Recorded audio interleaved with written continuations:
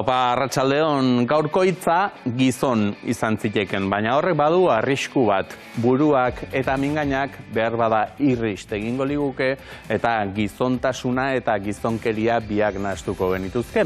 Horregatik gaur maskulinitatea zariko gara. Eta ez da ez kasualitatea, ez gara gu gai aukeratu duten bakarrak, ikusi bestela. Hola, mi nombre es Luis y soy muy feliz. Me encanta mi vida.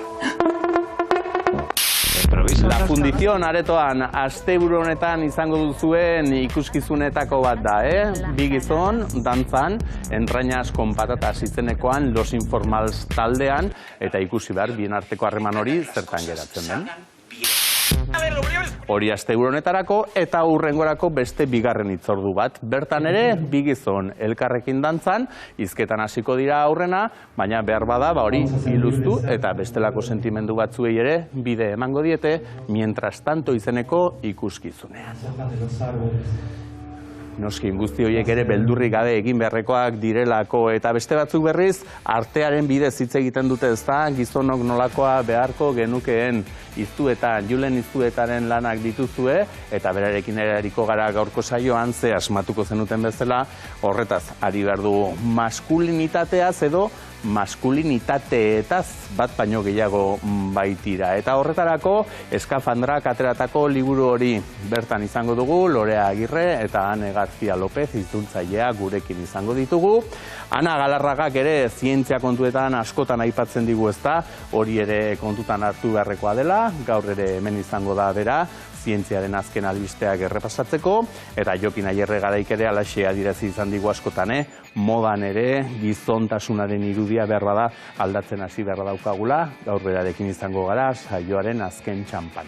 Eta atariko hau borobiltzeko eta ze gaia zari garen jakinda, Berde Pratoren kantu bat aukeratu dugu, aitaren karta, bertan aita batek semeari alaxe esaten dio, ez? Amak ere galdezka duela, ea hori ote den baten eta bestearen, alegia aita eta semearen bi gizonen iesbidea. Gizonok ez dugu bide dio amak. Ez dakit, ez dakit.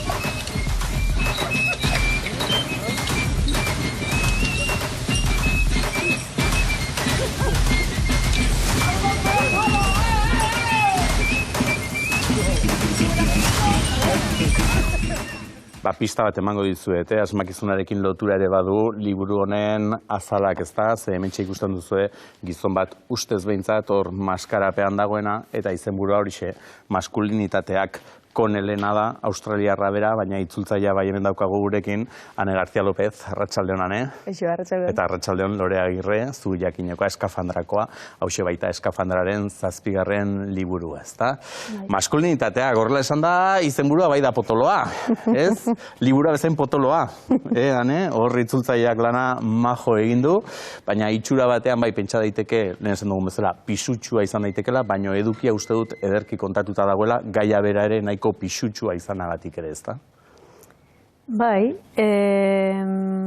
maskulinitateak, ezta? Feminitateaz, feminismoaz, genero berdintasunaz, emakumeaz, hainbeste, sekula ez da asko, ezta? Baina sarri hitz egin deu, sarri publikatu deu, sarri lantzen da, sarri aipatzen da, baina gizonetaz edo gizonen gainean hainbeste ez. Gure inguruan, bueno, esan nahi da agian beste eremu batzuetan gehiago landu da, teorian edo akademian gutxienez. Eta baita mugimendu sozial gisa, ez? Eta hori da, maskulinitateak, ez da, guk eskafandra bilduman, bueno, zazpigarren liburua, aurreko liburua guztiak feminismoaren pixka bate obra giltzarri desberdinak izan dira, eta genuen uste dute behar bada feminista askok edo galdera, ez da, non daude gizonak, zer dute esateko, zer dute desera zer dute eskura deseraikitze hori edo pixka batez, norberaren burua kolektiboki, genero bezala, ikusteko nolakoa den, ze privilegio eta ze menperakuntzara egiten dituen, da horren aurrean, ze eskuliburu ditugu euskeraz. Bueno, asko ez da, zerbait bai, baina asko ez. Orduan, ausartu ginen esan genuen guazen, feminismoarekin ere lotura zuzena duelako, konelbera ere, feminismotik abiatzen delako maskulinitateak ikertzera, eta guazen liburu honekin, beste publiko bat, espero dugu. Bai, seguru baietz, eta hortara ekarri duzue Euskarara hain zuzen ere Konelek idatzitakoa, ez da? Liburu arrakastatxua, bertan mugimenduan eta dabiltzatenek ere ederki ezagutzen dutena, ez? Bigarren edizio bat eta ere izan zituelako, eta kontua da, Koneli zor diogula beste termino bat, edo arek erabilizuelako lehenengoz, ez da, maskulinitate hegemonikoa. Ze pluralean daude, maskulinitate mota asko egongo da, baina bat bada hegemonikoa. Eta hori da aurrean dugun etxaia. Buru askoko dragoia, ez? Buru askoko dragoia. Bai. Bai, bera izan zen lehenengoa termin hori erabiltzen. Ezakit berak asmatu zuen, esango nuke. Bai, ala aitortzen zaio. Bai. Eta egia da gaur egun bolo-bolo darabilgula hitz hori ahotan, ez? Maskulinitate hegemonikoa, baina askotan oso ondo ulertu gabe zer den eta ze esan nahi daukan gizartearentzat. Ze esango nuke ematen du bat eta bakarra dela maskulinitate hegemonikoa, ez, etxaia, baina da zerbait etengabe eraldatzen dena, garai historiko bakoitzari moldatzen zaiona. Bai, irakurri dugu dela momentu bakoitzean bizirauteko edo ze trikimailu edo ze bide dagoen, ez? Alegia aurrera egiteko, eta horregatik horre zalantzarik nagusienetako bat. Hemen aipatzen da, nolabait ere, hegemoniko hori orain egon daitekela, ez? Krisian edo kinkalarrian edo zalantzan behintzatlen baino gehiago jarri ote dugun.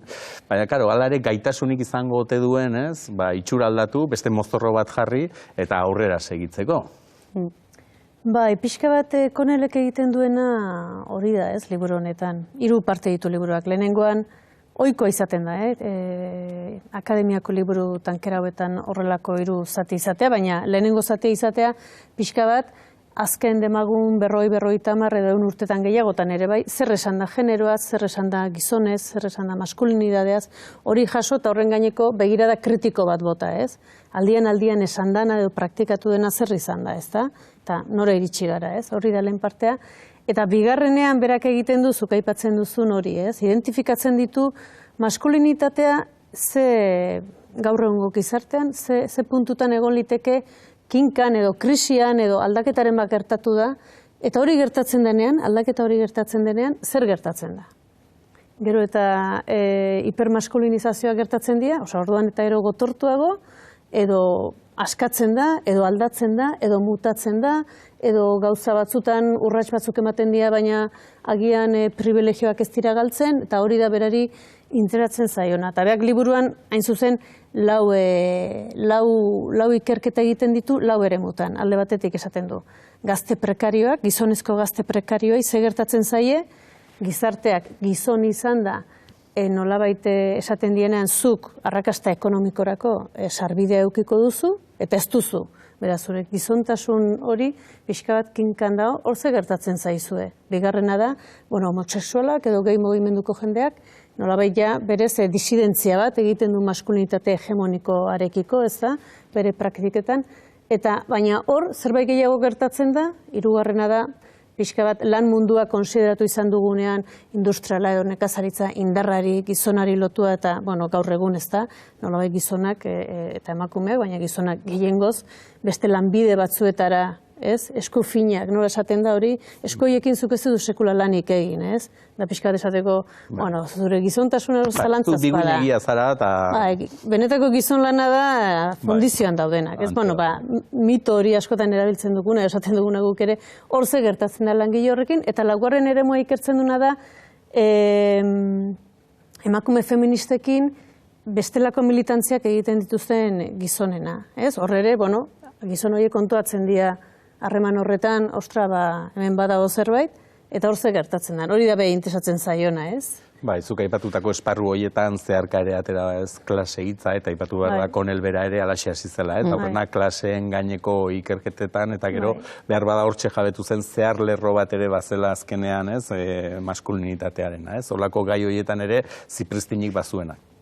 Bai, beha klasea ikertzen hasten da eta segituan muturren aurrean erortzen zaio generoa, oso diferentea baita klase prekarizatua edo langile klasea edo izatea gizon izan da edo emakume izan da, ez? Orduan segituan ja uztartzen ditu bi eremuak eta liburu honetan ere hori ikusten da, eremu hori lantzen du dexente. Eta nik esango nuke liburu honek gaur egun ere, ze liburu hau 80 markan nahiko hasieran idatzia izan zen, eta esango nuke liburu honen pertinentzia gaur egun ere bai horretan dagoela niretzat. Ematen du momentu honetan batzuetan klase borroka eta feminismoa ez direla uztargarriak edo batak bestea estali edo batak bestea oztopatuko duela, ez? Eta iruditzen zait Konel bezalako autore bat momentu honetan gurera ekartzea nahiko pertinentea zentzu horretan, ze azkenean bera klasetik abiatu zen eta klase borrokak eta klasearen zehar lerro horrek garrantzia handia dauka bere lanean, baina generoari ere ematen dio leku bat ukaezina, ez? Eztabaida hori ere hemen Euskal Herrian ere eman izan da, ez da? Zuei ere entzun izan dizuegu maiz, hori ere hor jarri behar dela, ez? Ez dela gero gehiago bat, baizik eta hortxe zeharka egon behar duen gai bat dela, ez? Bai, neurri handi batean lotuta dijoazen kontuak dira. Gure eguneroko bizitzetan lotuta gertatzen dira gauzak, ez? Lan arazoak, genero arazoak, edo zer gertatu zaizun, honegatik edo besteagatik, eta, bueno, analisi akademikorako, kategoriak berezitu jendia sarritan, ez? Atezu, hau da, eta bakoitzak operatzen du horrela, eta, bueno, argiago ulertzeko. Baina gero hori berriro dakarzunean batera dator, eta batera gertatzen dira, eta elkarrera egiten dute, gainera, Liburu hau hartzen dugunean gizonok ez du zertan, ze emakumeengan ere egon daiteke ez da, maskulinitatea, gizonengan feminitatea egon daiteken bezala, ez? Baina, gizonok behintzat liburu hau hartzen dugunean, seguraski tentazio izan dezakegu pentsatzea ispilu bat izan daitekela, eta gero ispilu horretan itxusi edo dotorea agertzen ote garen, ez da? Baina, karo, ez da hau norbanakoaren kontua bakarrik. Hemen Konelek ongi aipatzen duen bezala, azken finean badira bi mota, bai norbanakoarena, baina baita estatu mailakoa ere.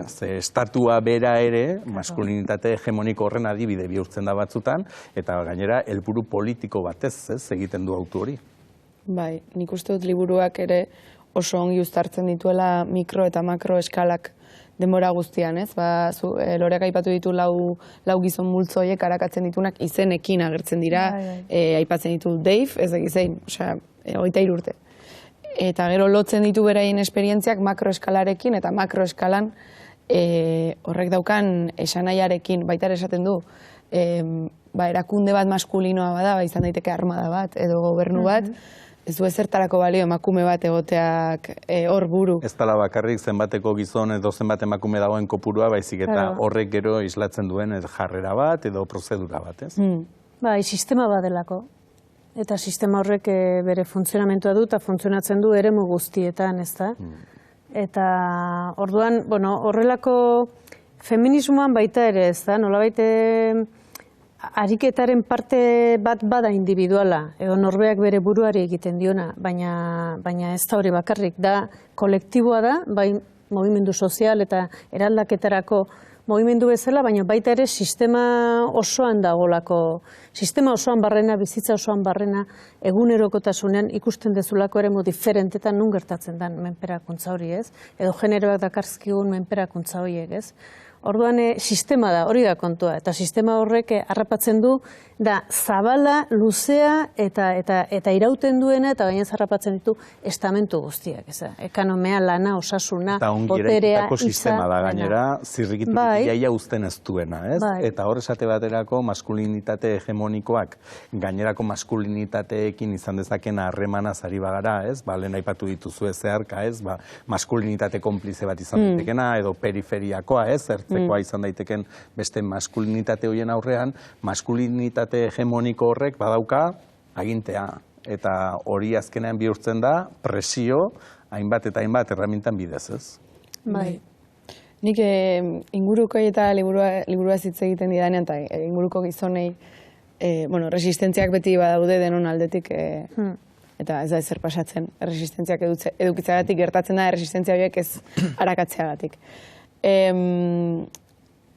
Maskulinitate hegemonikoaren adibidea eta kontzeptua oso ondo dago eta beharrezkoa da. Baina baita ere trampa bat da, nik inguruan dauzkadan hainbat gizonentzat ere bada modu bat esateko. Ez baina, ni ez naiz gimnasioko matxirulo bat, beren eska jotzen duena eta ez daki zer, ez? Daukagu aitzakia, ez? Lehen esan bezala, izpiluan hain itxusi ez naiz agertzen. Ni naiz hori. Itxusiagoak badaude. Bai, baina berdin baliatzen dira patriarkatuaren privilegio zenbait, ez? Orduan, konplizitate hori arakatzean eretzako da gakoetako bat, arrakala hori zabaltzeko, ze hegemoniak ez du bere hegemonia utziko. Eta gero danak ere ez dira fido konplizidade horretaz. Ze mugimendu feministaren barruan ere esango nuke badagoela iritzi desberdinik, ez? Badagoela pentsatzen duenik gizonak aldai daitezkela, baina beste batean behar bada ja kontua hain izorratuta dagoela, ja hau aldaraziko duenik ez dagoela. Ez? Hori ez dakit optimismo eta pesimismoaren banaketa den edo bestelakorik badote den. Bueno, nik uste dut aldatu denok aldatu gaitezkela. Eta feminista danok egin gara, osea, iritsi egin gara. Ez garela horrela jaio garen sisteman eta izan gara, eta gara matxistak eta patriarkalak. Gu ere bai, baina hori bide bada, orduan denok daukagu aukera hori egiteko, ez da? Aukerak bentsat sortu daitezke hori gerta dadin. Da nik uste dut, Euskal Herriko gizarteko gizonek badutela aukera hori. Agian beste leku batzuetako, edo beste egoera batzuetakoak ez bezala, edo ez dakit, baina gurea bentsat aitzaki ez da, ez da? Pixka bat, bueno, esan duanek, ez da, erresistentziak eukitzea normala da, baina kontua, erresistentzia identifikatzen badezu esan, zergatik daukete erresistentzia hori, ez? Edo, liburu hau irakurtzean, edo feminismoko liburu asko irakurtzean, oso deserosoa dira, guretzate bai, eta irakurtzen dut, zer da, ez? Baina hor dago bidea, esan nahi dute, bueno, esaten da bezala kiroltasunez irakurri berdian gauzak dira. Bai, ez, eta patxadaz, ez? Bada, hau pixkanaka irakurri berrekoaz, eta kada batean irakurrita, ez? Kiroltasunez eta irekita pentsatuz, esango dizula zerbait zutaz, eta zure konportamentuaz gure gizarteko kide garen einean sistema horretan gaudelako, eta sistema horrek eskatzen du aldaketa handi bat, generoari dagokioniz, seguru eta beste hainbat horretan, baina horretan ere bai. Eta horretan izan zaite konplize horretan, ez mantentzen privilegioak. Ez uste hori dela. Adibide zehatzak ere aztertzen ditu, ez? Hor, lau bat giza talde, pixkat esparru desberdinetan ari direnak, tartean ekologismoa bera ere agertzen da zeharka, ez? Eta hor ikusten da beste borroka batzutan, horietako bat bada gehiena, homosexualena, ez? Nolabait ere, orain arte askotan leporatu izan zaiena maskulinitate eza, ez? Hau izango litzake, ja gizontasunik ez duzute, eta zuek bazaudete ja kanpoan, ez? Era berean, eta horre bi plano horiek uztartuz, norbanakoa eta sozialean horre batek izan dezake gero erantzuna talde batean edo sartzea, ez? Baina bai aipatzen da hemen, talde horrek eraberean ere izan dezakela pixkat presioa eta eraberean horrek ere eramaten duela bide markatu batera, ez? Baina, claro, bide horri nola ies egin, ez? Azkenean, helduleku gixara iritsi bazara toki batera, ez? Gero toki horrek bideratu behar bazaitu, hor nun geratzen da norberaren iniziatiba. Eske azkenean esan duguna deserosoa da gauza hauek irakurtzea eta deserosoa da norbere burua desera ikitzea. Eta oraindik gehiago zuk lan bat egin baduzu, kasu honetan agertzen dira gizon gazte batzuk, beraien herri txikietatik ihes egindakoak Sydneyra, bertan aske bizial izateko, homosexual edo bisexual edo ez dakit transik ez, baina izaera femenino hori azalduz, eta nik uste dut badagoela igual ere bai, eta igual edonork sentitu ezak ez, nik ja inden nire partea, eta utzi nazute pakean, ez?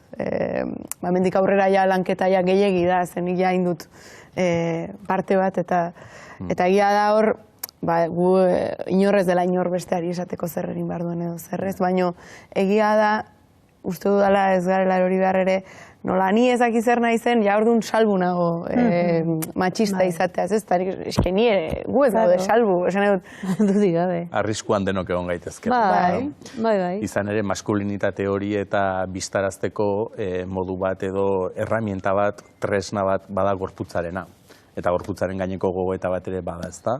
Gorputza izan daitekela, efektibamente orain arte ikusten genuen bezala makina bat, non gizon izateagatik edo beharko zenituzken baloreak edo egin beharko zenituzken horiek egiteko erabiliko duzun makina bat izango den gorputza, baina era berean ere bada lientzo bat, zuk izan nahi duzun hori erakusteko, ez? Hor nola erdibideko hori nola bilatu. Bai, askapen borroka bada dena, eta horre anek askotan aipatu izan du eta arrazoi du, ez? Liburu honetan agertzen den gauzetako bat da gizonen gorputza. Zuk aipatu dezun ze horretan, azalpen horretan, ez? Gizonen gorputza oso gutxitan hitz egiten da, eraikitako eta menperakuntza eragiteko teknologia bat balitz bezala, hortarako nolabait prestatzen den zera bat bezala, ez da, emakume gorputzaz alde guztietatik hitz egin dugu eta konstanteki hitz egiten dugu, eta gizonetaz ez da hori ere eraikitako zerbait da, beti ere sistemak behar dituen iraunarazteko behar duen bere nolabait, bere sujetuak, ez, sortu, ez. Eta aldi berean, eta feminismoak esaten duen bezala, gorputza da borroka eremu bat eta askapen eremuetako bat, ez da. Orduan hori interesgarria da, feminismoak ikaragarri landu du emakumeen gorputzekin zer gertatzen den eta erresistentziak hor nola garatzen dian, eta gizonezkoetan ere berdina da bidea, ez da? Eta beti da asmatze bide bat, Osea, esan edut ez da errezetarik ere, edo kolektiboki sortzen dira edo praktikaren bitarte sortzen dira. Zergatik, ze generoa praktikatzen den gauza bada eta praktikatzen den horretan ez da, esango nuke, ez dago airean, gure ekintzetan dago, konstanteki. Orduan, ekintza horiek egiten ditugu, baina desegin ditzakegu edo beste modu batea egin, ez? Bai, evoluzio horren isla ere bada azken finean gorputza bera, ez da, lehen hasiera baten esabaterako depilatzen zena zen maskulinitate hegemoniko horretatik kanpo zegoena, eta orain berriz maskulinitate hegemonikoak bere egin du, eta gaur egun depilatzen ez bazara eta behar bada orduan zuzara orain bazterreko, ez? Holakoak eta ere egon badaudela, ez adibide batzuk. Birformulazio horren parte, ez? Esaten ari gara evoluzio bat egon badagoela, susmoa bada maskulinitateaz gero eta gehiago hitz egiten dela, maskulinitateetaz, baina, seguraski horrek gora egin duen bezalaxe, kontrakoak ere gora egin du, eta hitz baterik hasi du, ez da, baklaxa. Hor kontrako erreakzio hori, lehen erdi epel zeuden horiek, orain, kontrakotasun horiek gero eta beroago eta gero eta oldarkorrago ez ote ditugun ikusten, eta hori ere kezkagarria da, ez? Bai. Baina nik uste dutela lehen aipatu dugunaren emaitza, zuri norbaitek ispilu bat jartzen dizunean, edozein gairen inguruan, baina kasu honetan bada gai nahiko intimo bat ere bai, ez? Norberak nola eraiki duen bere generoa eta nola praktikatzen duen generoa. Eta norbaitek jartzen dizunean ispilu bat eta zuk sentitzen duzunean barruan deserosotasun hori bi aukera dauzkazu, hiru. Kasurik ez egin, kasu egin, edo ispilua jarri dizun horri bota errua, zure deserosotasunarena. Eta, nire ustez backlash hori, por cierto, izan dela oso termino zaila itzultzeko. horren ondorio bada. Bai, ez da, ze azkenean, berak kolokan ikusi dituenen bere privilegioak ez, orduan helduleko hori izaten da. Aipatu duzu, izen hori zaila izan da itzultzeko, ze lana hemen argi dago haundi xamarra dela, eta orain Loreak esango digu, baina enkargua zuri eman bazizuten ere zerbaiteratik izango da, ze segurazki hau itzultzeko betaurreko moreak ez dakit edo esolako espresiorik, baina alakoak behar zituen, ez, itzultzaileak ere Lorea, eta horregatik asmatu duzuean erekin, ez? Bai, bueno, hanek esplikatuko du beto, baina bai, gu bilduan beti saiatzen gara itzultzaile izan dedin feminismotik itzuliko duena. Horren beste ez ulertzen da feminista izango dela, baina bueno, ez da egite lotuta duen. Baina, bueno, esanet, feminismotik itzuliko duena. Alde batetik feminismoarekin bat egiten duelako, eta bi, feminismotik itzultzeak, eta hori aneko beto esplikatuko du, badalako zerbait landu behar dena, edo hor badago, bueno, dagoeneko tradizio oso bat, segi behar dena, kontzeptuak, bueno, behar du jaiotasun ikasi bat hori ondo egiteko, ez? Bai, feminismotik itzultzeak niretzat esan nahi du aliantzatik itzultzea edo zer. Liburu hau hartu nuenean, kokatu hartzara liburu horren aurrean, zenik aldarrikatzut itzultzaileak askotan ematen du ikusezina garela edo ez dugula eraginik itzultzen dugun horren gainean, baina ez da, azkenan itzultzaileek eragiten dugu horretan gure aurre juzgu eta gure movida guztiekin, orduan oso importantea da ikustea nork idatzi du hau, kasu honetan Konel esan behar da emakume trans bat dela, bere bizitzan berandu transizionatu zuena, horren aurrean kokatu, eta batez ere aliantzatik itzuli, eta kontziente izan nondik ari zaren. Horixe, deialdia egingo diegula, gure ikusleei, hartu dezatela ispilua eta maskara horren atzean, beraiek zaurpegi duten edo ikusteko balio dezala, eskerrik asko, eta eutxio. Zuri. Eta zuek teoriatik heldu diozuen bezala, bada maskulinitatearen gaiari artetik ere heldu dionik, eta hori da gure urrengo gonbidatuaren adibidea. Julen Iztueta, arratsaldeon. Arratsaldeon. Zuri ere hemen aipatu ditugun kontu asko hietakoak, gertukoak eta ezagunak egingo zaizkizu, zuk zer horrek ere landu izan duzulako, baina zuk alako liburu potoloa idatzi berrean, zuk kolaxak eta artelanak egiten dituzu, ez, horren berri emateko? Hori da, bai, perspektiba horretatikan eta horrelako teorien ingurutik, horren inguruan edo irudiak erabiliz horretaz hitz egiten saiatzen naiz, ez? Eta horren adibide, hortxe, Hamburgon urte bukaerarekin batera izan zenuen erakusketa bin, aman edo gizon bat izanez, izenburu horixe jarri zenion, eta, bueno, gizontasun edo maskulinitatearen gaineko hainbat lan bildu zenituen, ezta? Nolatan Hamburgon, nola iritsi zara zu Hamburgon alako erakusketa bat osatzera? Lehengo urtean bertan izan erakusketa baten parte hartzen, eta uste eta guztun izan zala, eta gonbidatu zidaten nire proiektua bertara aurkeztea, bertan 3 hilabeteko residentzia bat egiteko aukera eman zidaten, eta hori aukera, nire proiektua aurkeztu nun, eta onartua izan zen, eta izan nahi 3 hilabetez proiektua hau lantzen, eta 3 hilabete horien ondoren, proiektua aurkezten. Zure aurreko lanak eta ezagutzen ditugunok, horrela alderatu ezkero Julen, iruditzen zaigu, oraingoan zutik gehixeago jarri duzula, zu personalagoa ere badela erakusketau, besteak beste zure zer horren argazkiak ere badaudelako, ez? Bai beste aldizkaritan edo liburutan bildutako argazkiekin batera, zu txikitako argazkiak ere badaudelako bertan, ez? Hori da, lehenengo aldiz, nire album pertsonaletik jasotako argazkiak erabili izan ditut proiektu ontarako. Uztartu ditut, historian zehar gizonen gorputzak argazkitu dituzten artisten lanekin, eta gurutzapen hortan sortu dian elkarrizketa hortatikan edo emaitza hortatik sortu da erakusketa. Eta hartu dituzu gainera txikitakoak hain zuzen ere, lehen aipatzen genuen bezala, ez da, maskulinitate hegemoniko horretatik kanpo daudenek, haurtzaroa ere zailtxagoa izaten dutelako askotan, ez? Bai, batez ere, haurtzarotik edo pixkanaka kontzientzia hori garatu detelako, ez da, maskulinitate hegemoniko horren presio hori edo presentzia hori txikitatik ikusi izan dut nigan, eta bizipen hortatikan edo interes hori garatu dut, ez? Denboran zehar, arte erretan izan nintzen bitartean ere horren inguruko proiektuak eginez, eta betidanik sortzaile bezala genero perspektibatik eta maskulinitate inguruan lanean ibili naiztelako.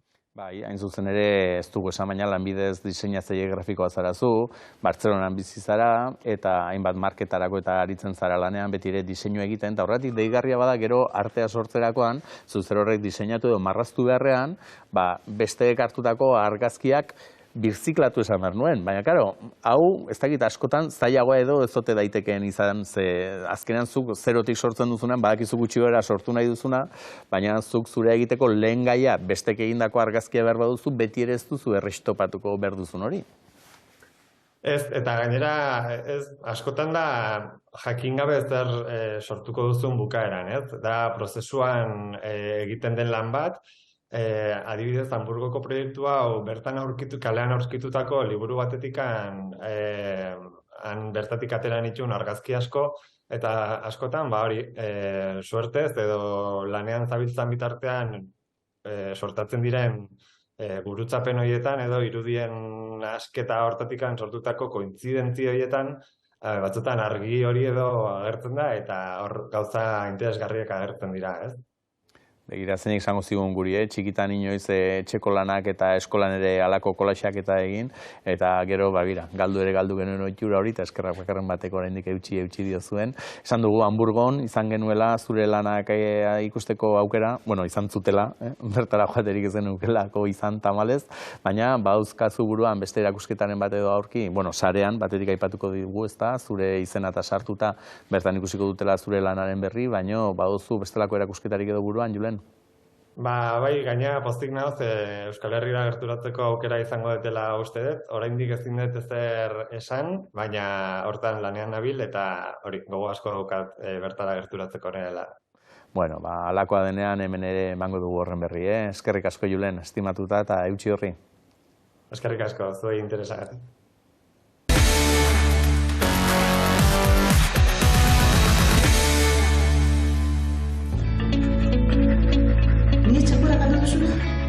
Gure txakura.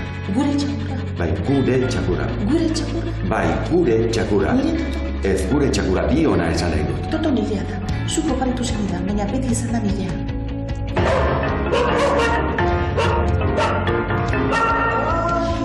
Gu patuak elkartu gintuen. Igogailu batean. Hogeita emezortzi urte ditu. Eta badirudi adin batetik aurrera emakume guztiok atzera kontu batean jartzen garela. Eta ja presio horrekin ezagizu zer eskatzen diozun zita bati. Edo zure bikotea, edo zure seme-alaben aita, edo eta besterik gabe sexua. Zestaukas bekide ja putarik garen, zaren euren joan egon. Ne gustatzen zain, sekretuan imaginatzen beterako aukiak zuen adiala. Zure ligek ez dizute egiten. Zure ligek ez dute zurekin egon. Galdera bat erantzun gabetzen. Zer Ze artista kuadrilla geratu zaigun gaurko agendan, Telmoe izan genuen hemen, Aitziber ere zehar katera da, aste honetan bertan, datorren astean agurtzan egin txaurraga etorriko zaigu Totoren berri emateko. Eta orain, ondoren datorren kolaboratzaileari paso emateko nik askotan esaten dut hemen, mai honetan, bera dala Euskal Herrian zientziaz gehien dakiena, eta bera lotxagorritu egiten da, eta bera esaten du, ez.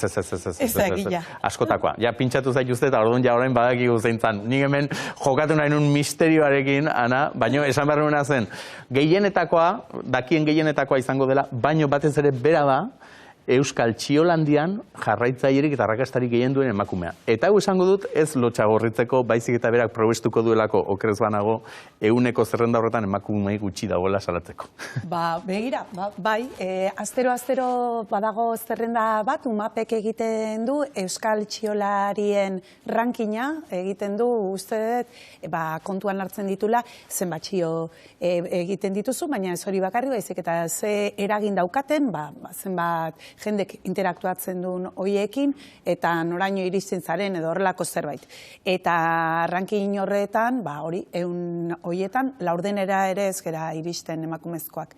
Horrenengo 10etan, gutxitan egoten naiz lagunduta, askotan ni bakarrik egoten naiz, eta alde batetik esan behar dut, eskerrik asko jarraitzaile guztiei, argi irakusten da, zientziak badaukala orduan zer esana eta interesa gure artean, gure gizartean, eta gehien bat zientziaz hitz egiten dudalako, ez da, baina amorra razten hau asko ikusteak, horik ez zarela. Ez, baina ez goaz. Pixkanaka lortuko dugu, esan behar nuen, lortuko dugu, eta guztion esku dagoelako. Zeinoiz ekimenek ere ikusi izan dugu, eta erronkatzatera hartu behar daukagu adibidez, astero emakume bat gehiago gure zerrendara gehitzea, edo alezkenean guk gerorrek erabakitzen dugu nori jarraitu, orduan gure esku dago, jarraituenetakoak emakumeak ere izatea. Hori da, eta lehen esan dugu bezala, ispilu aurrean jar gaitezen denak, eta...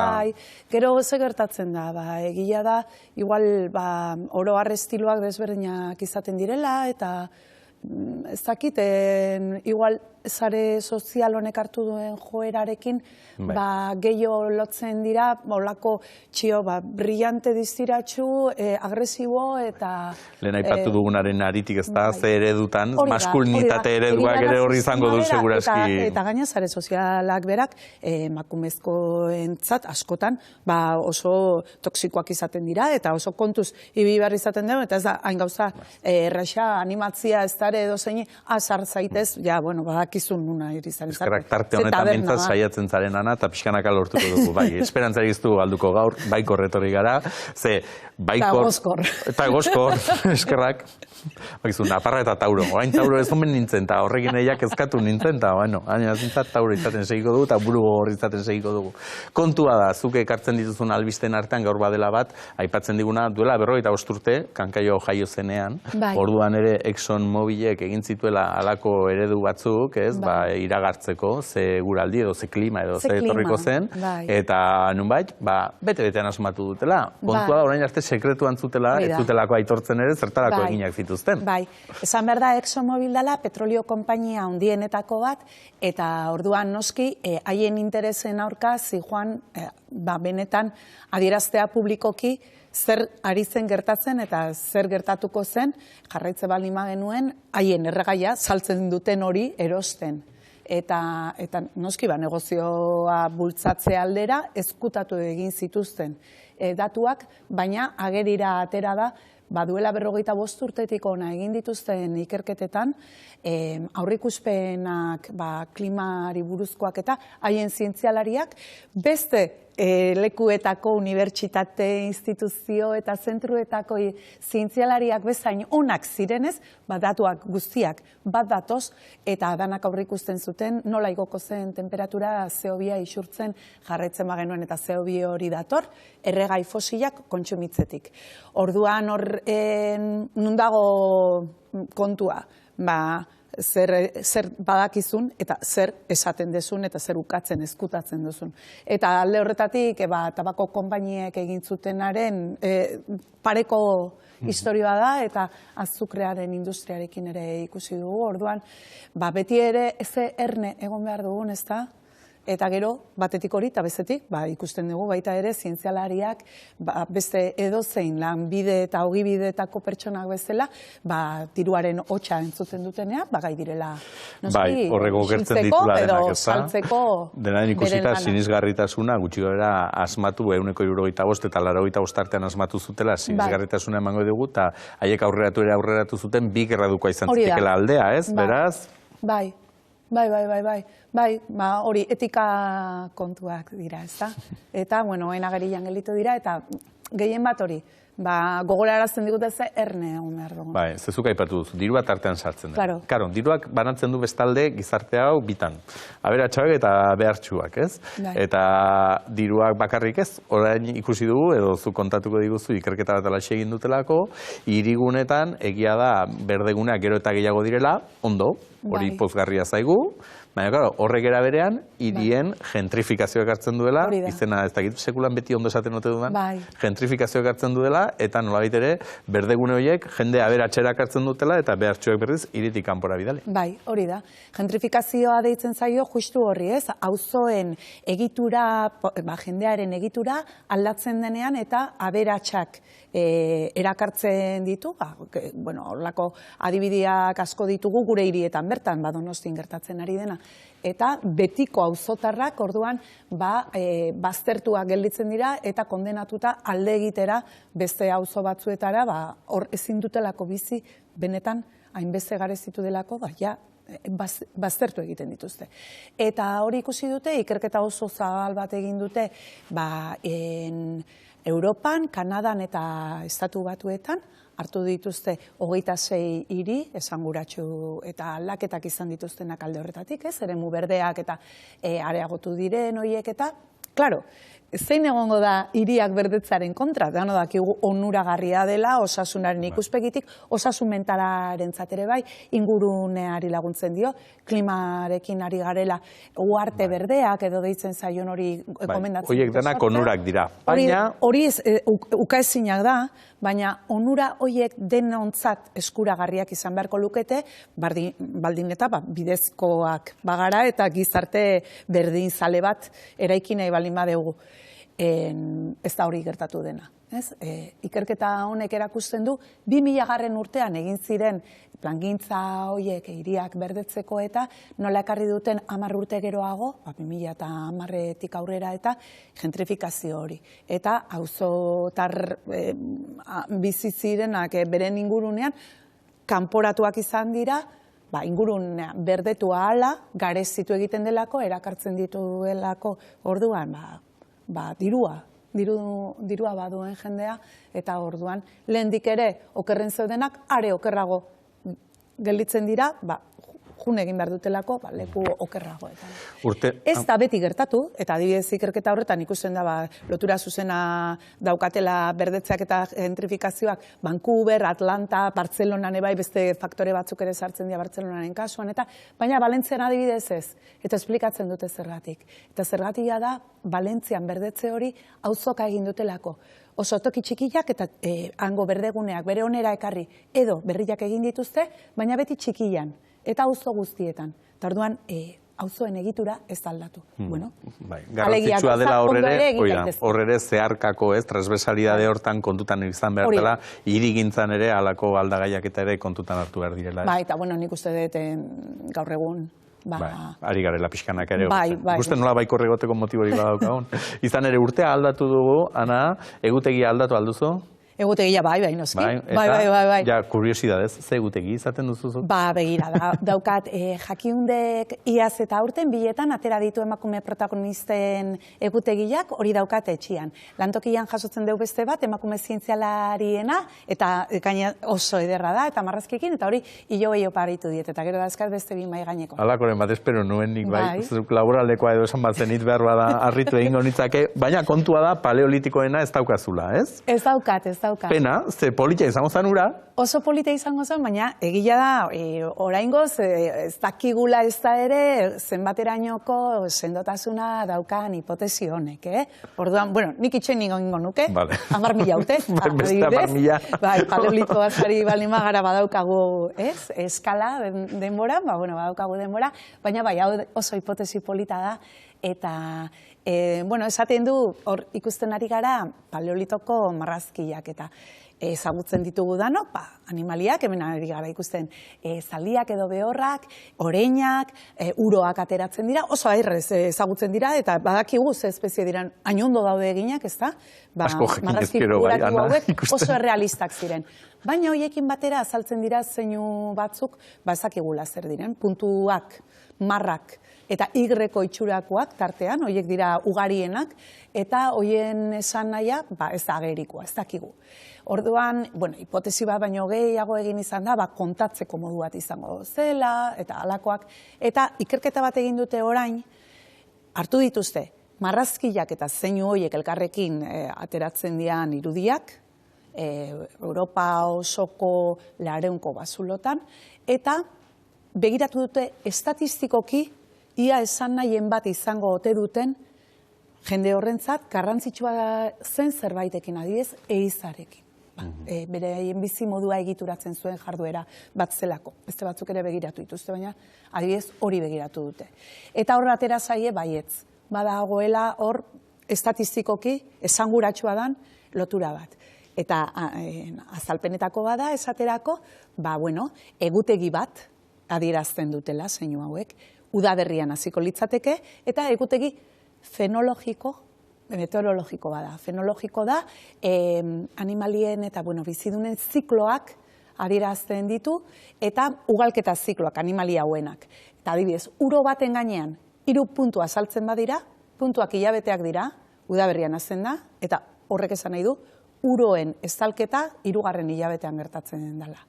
Eta Y-koa da noiz erditzen duten. Claro, datu horiek oso importantiak ziren. Eta oso importantia zen hori transmititzea, urrengo belaunaldiei, 10.000 urtez erabili zuten zeinu sistema hau. Haindik ere, azterketa sakontzen jarraitu behar dute, eta ikusi, ia danetan bete etzen den erlazio hau, eta benetan, ez dan estatistikak ematen digun kasualitatez gertatutako zerbait, edo horrela dan. Baina horrela balima da, esaten dute ikertzaileek izango litzatekela protoidazketa bat. Idazteko modu bat. Ez esaten duzuna adierazteko, baina bai esan nahia daukana. Eta horrek asko atzeratzen du lehenengo protoidazketak ezagutzen direnetatikan, askoz lehenagotik, ez, jabazirela horrelako. Bukatu aurretik hori bai, bizkor aipatu beharko genuke, COVID-aren gainekoa, ze atzo bertan Espainiako ministrari ez, galdetu zioten, oraindik garraio publikoan, oraindik ere musukoa eta erabili beharko ote zen, arek etzun erantzun argirik eman, aste honetan, egun hauetan bertan, Europako osasun mundu batzordeko ordezkariari entzun diogu berriz, barruko tokietan eta oraindik ere musukoa erabiltzea komeni dala, eta hori ere behar bada, neurrian jarri beharko genuk, ez da, adierazpide hori. Bai, horrela gabiltza. Etengabe informazio kontrasankorra jasotzen eta pixkat zerpentsatu ematen du, badaukagu esperientzia, ez da, aurreko urtetan ze kalte egiten duen, kontraesanetan agintariak berak ibiltzea, ze deskonfiantza ez, sortzen duten herritarren artean, eta nola komeni dan, benetan datuak begiratzea, eta patxadaz ikustea zer ari den gertatzen. Eta ikusten dugu, kraken deitu dioten aldaera hori, estatu batuetan zabaldu den horrek, ez duela halako desastrerik iragarritako bezalako eriotzarik eta ekarri, zorionez, Europan ere ari dira detektatzen, eta alde horretatik ondo dago, zaintza indartu egin da, eta hori bai da importantea, eta Txinako egoerak ere ez gaitu guri erasan, edo, esan zuten, aldaera berberak zirela, eta beraz ez genuela horregatik eskatu behar. Balio balin badu, indartzeko txertaketa, oraindik gogorarazteko hartu ez dutenak iragarren dozia, komeni dela eta gauza biek, baina gainerakoan, gelditzen zaizkigu hendik pendiente gauza batzuk, egin ez ditugunak, eta hor daude aireztapena, osasun sistema indartzea, eta zaintza epidemiologikoa ere egitea berdan bezala. Orduan, lehenengo hori egiten badugu ez da jaztuta be horiek ondo jarrita, eta gainerakoan, esan detena kontraesanek kalte handia egiten dute. Pixkanaka, Joango. Baraz gu argitasuna jartzen, ikusiko gara gaur 15, lehenago beste kontzerturan batean edo ez bada. Pekirekin hortxe, lehengo astean, Barakaldon, larun batean, kontzertu ederra, biraren hasiera, eta hor grupi gisa nola ez, dana, lehenengo lerroan, eta ura segitzeko preste ez. Hemendik deialdia egingo diogu, merezi dula, Pekiren kontzertuak, eta begira dezatela, gertuenen non duten, eta ara joateko. Eskerrik asko, Ana. Eskerrik asko zuei. Eutxi horri.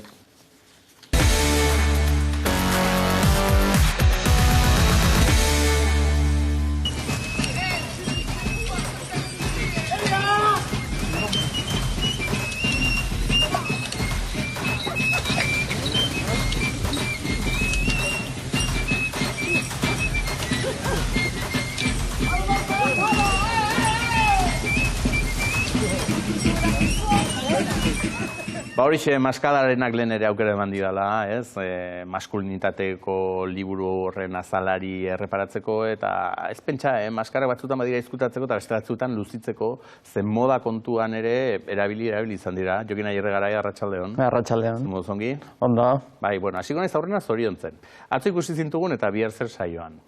Hortxe, ederki, estetikan gainean, txukun, beti bezala, ikusten daia kotizatzen ari zarela, eskerrak guretzat kompetentzia ezten izango sekulan Leire Palaziosen saioa, baina hortxe ikusi zintugun, hor zoriontzeko. Baina herrietara egin behar dizut. Baina egingo dugu denboran atzera. 2022ko azkeneko saioan, zuk hemen horrela inozentemente bota zenuen, Bueno, uste dut, aurtengo urtezar gauean Euskal Moda presente egongo dela. Karo, guk ordurako bagenekien ETV-koan alaxi izango zela. Baina, kompetentzikoan ez genekin marka Euskaldunak egongo zirela. Baina, zuk susmoa bazenuen? Bai, susmoa, baina gehiago, banekien zelan talde zegoen atzean lanean, eta egia da, pozgarria dela, ez? Ez zen ningun esklusiba eman. Horrelakoetan asko kontatzea ezinezkoa izaten da, ez? Zerbaitak egunentzako. Broma zen noski, ironia zen.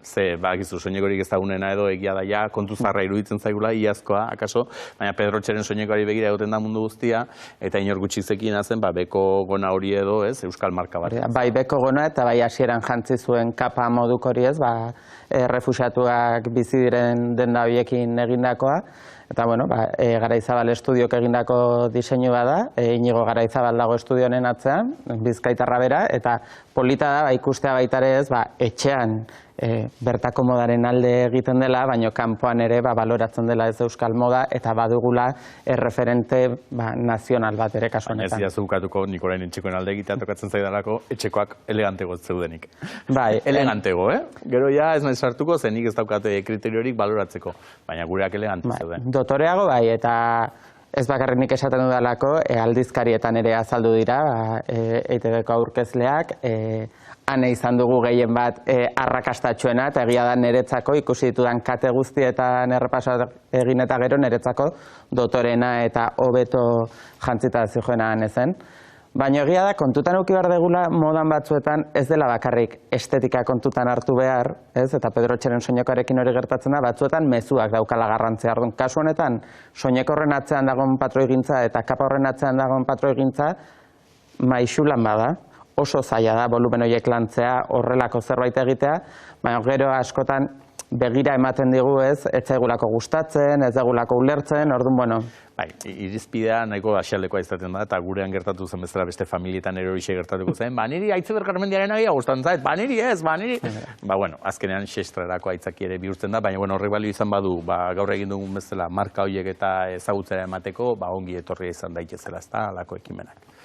Ikusiko dugu gero, datorren urtean ze gertatzen den, eta zeinik jazten dituen, ze Mirari Martiarenak ere kanpaina bat abiatu du, hemen saio hontan kanpaiakadak eman ditzagun, eta ez dakit nizertan geratuko den. Kontua da, berapenak ere hasi direla, Jokin, eta ez dakit, nik alako soinekoak berapenetan eta ez dira izango, segurazki?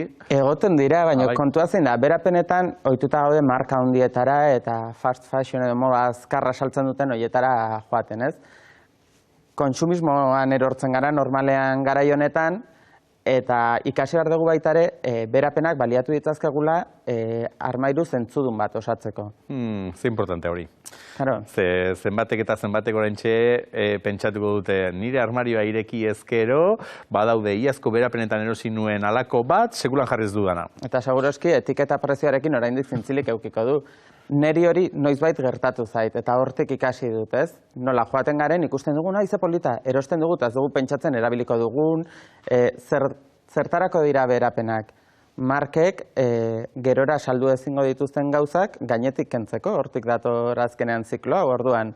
Zer saiatu behar gara erosten gure armairuan gerora erabilgarriak izango diren jantziak, oinetakoak, berokiak, benetan, armairuan zentzu bat. Baina horrelako pistak nola izan, Jokin ikusita bat, ze Jokin ematen ezkigu pista horiek, zorionez, gero zertzela da horiek edo bilatu egin behar direla, ez? Noski, egia da, geroz eta ohikoagoa da sareetan horrelako tipak, postak eta ikustea, baita aldizkarietan, ez, nola aprobetxatu berapenak zure armairua ondo osatzeko, baina hor kontutan eduki behar dugu baita ere bakoitzaren estilo propioa.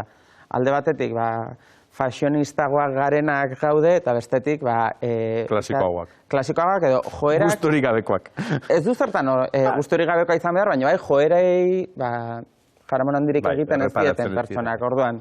Zer gertatzen da bioietan, erosketa mota ezberdina izango da. Bietan berez erosi beharko genukena da, armairua osatzeko kalitatezko jantziak, hor normalean gomenigarria da, beti behar ditugu jantzi horietan inbertitzea, merkeago lortuko ditugulako, zapatak, berokiak, barruko arropa, txorakeria bat dirudi, baina barruko arropan... Inbertsioak direnak, ez esaten dugunak, honek beste bospasi urte baterako balioko dit, eta... Eta gero, bestalde dago, fashionistain munduan, hor ere, saiatzen gara, zer etorriko den ondoren, hori erosten, ez? Ze, askotan ikusten duzu, jo, ze polita, zebra estampatua duen jakau erosiko dut, baina zebra estampatu horren joera momentuan bukatzen da, horregatik ari dira saltzen. Orduan, zuk zure armairura eramango duzu, eta hortik bilabetera ja bertan geldituko da betirako. Gero esperantza behar bada hemendik 10 urtera berriz ere modan jarriko da, baina claro, ordurako arazo izango dugu tailarekin, ez digula balioko. Eta kalitatearen arabera ere, agian ez dagoelako jantzteko moduan jantzi hori. Eta gero kolorena. Hor garrantzitsua da ere bai, ze bestela beti kolore berdintxura jotzen dugunok, ez? Beti beltz edo urdin dugunok, tarteka esaten duzu, bueno, kolore pikin jarri behar diot armarioari. Eta justu gartzen duzu, laranja, eta bida, laranja ez, datorn urtean ez. Orduan, hor ere... Egia da, badaudela kolore neutro batzuk, eta horiekin lur koloreekin, berdeak, txuriak, beltzak horiekin jolastu daiteke beti. Gero, urtea bukatzen denean, beti dator pantonetxa, eta hauek dira urteko koloreak, morea... Orduan, hor, kolore horietan jarraitzen badera, gainera oso tono zehatzak dira, hasteko kombinatzen ez dira beti erresak, eta gero badakigu 6 hilabete izango ditugula hor, eta badoazela, orduan. Horrelakoak saiatu osagarrietan bilatzen, edo gauza harinagoetan, balkandora batean, galtzerdietan, nik galtza more batzuk erosten baditu, eta urten modan daudelako, zenbat erabiliko ditut ondoren?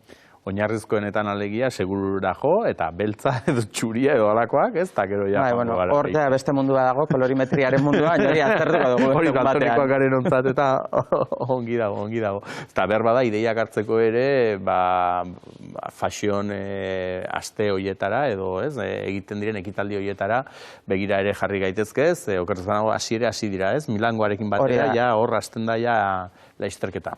Urtero, urte aldaketarekin, Milanen hasten da, Milanen gizonezko piti uomo saioak egiten dira, gertatzen da, hemen ikusten duguna ez da aurten eramaten dena. Orain, Milanen erakutsi dena da, 2023ko udazken neguko joera. Eta batek daki orduan non gauden, nola gauden, eta... Orduan, prebizio askorekin egiten da lan moda munduan, eta horregatik. Orain, Milanen hasi dira gizonezkoekin, aste honetan Parisera egin dugu salto gizonezko moda astearekin ere, gero Goi-mailako joskintza astea dator Parisen bertatik Nueva Yorkera, Nueva Yorketik Madridera, eta Madridetik berriz ere Paris eta... Eta zetraza hartu diozu? Bueno, bagia da, badatozela berriro bueltan gauza asko, aurten erabili ditugunak, badidez, larrua, flekoak, parpaiak, baude gauza asko berrerabili izango ditugunak, eta badator joera bat, dala diseinatzaileek beraien prenda ikonikoak berriro berdiseinatzea. Orduan, gauza ezagunak ikusiko ditugu. Hori zer da, imaginazioz eskaix dabiltzalako edo... Ez, azkenean, moda etxe handiek badituzte ikono batzuk, eta zuk aurrezten duzunean, moda etxe horretako zerbait erosteko, ikonoen bila joaten zara, orduan saiatzen dira, pixka bat hori zukutzen, ez? Dena den, susmoa daukat, eta zuk esan bida zuker nagoen edo ez bakarrik oholtzan ikusten ditugun horiek doazela ondo jantzita, bertara ikustera doazenak ere elegante joan behar duzula, alegia horietara ezin duzula txandalean joan. Baldin eta esatez bai zuen txandala modan jarri dela berriz. Badago saiakera bat, espero dezagun. Eta zitzegin behar dugu. Ez da ez oso zalea, baina zokingo dugu horren inguruan. Txandalen gaina itzegin dugu. Historia luza da gorren atzena kontatuko dizut. Baina egia da street styleak edo bertara joaten diren pertsonen jantziak geroz eta garrantzia handigoa dauka. Zergatik, pasarelan ikusten duguna etorkizuneko moda delako, baina bertaratzen direnak oraingoa erakusten digutelako. Orduan, hori jarraituz, hor bai lortu ditzazkegula, jakintzak edo zantzuak nondi joango den moda momentu honetan. Zer gertatzen da, bertara zegoen bidatu da gaur egun. Aktoreak, abeslariak, influencerrak, moda editoreak, orduan, moda dakien mundu guztia hor inguruan biltzen da. Eta beraiek, inspirazio izatea, komenigarria izaten da. Orduan igual izena ez da egokiena, ez da, street style izango litzake kaleko estiloa edo, eta hoiek kalean, hola ibiliko dira. Normalean horrela ibiltzen dira, ze gainera desfile batetik bestera korrika ibiltzen dira, tartean hamaiketakoak eta bestelako 1000 ekitaldi izaten dituzte, orduan, dotore doaz, baina normalan izaten da kasualago edo zerbait arinagoa jazten dutena. Gogoan dut azkenekoan aipatu zen igula eta laburpena egin zen igula, 2022ko albisteak eta zeintzuk izan ziren, ez dizut orain pitonisarena egiteko eskatuko edo, baina bada 2023 honetan horrela hitzordun bat edo importante izango dena aipatutako desfile horietaz aparte edo, Balentziagaren estrena ere hor daukagu, apuntatuta hori ere. Aurten Goya sarietan ere, badauzkagu euskal izendatu asko eta horri biliko gara bertze jazten duten. Horre baukazu susmoa alegia. Baina... Inizialak, ez? Ez, adibidez, jantzitegian nominatuta Nerea Torrijos, eta saretan ikusi izan dugu bere soinekoa diseinatzen da bilela, eta nik badauka gogoa ez zer egin duen ikusteko. Bai, idaziko aldu saria. Nik kinielan lehenengoa jarriko nuke. Bueno, poztuko gara, egia da, eta ondo egin duzu gaina hori gogorazterekin, zegoiatan eta ere askotan aktorekin eta zuzendariekin eta ibiltzen gara, baina badaude gero beste hainbat sail, eta horietan ere euskaldunak badauzkagu, eta ikusiko dugu otsailean izaten da ez, zenbat sari ekartzen ditugun Euskal Herrira. Eskerrik asko Jogin, uste duzu herrieta txikia izan dela, baina tira, urrungorako, badakizu. Eskerrik asko, eutxi horri, eta zuek gogoratu, bihar itzuliko garela gu, bueltan, ordura arte txintxe ibili. Izan.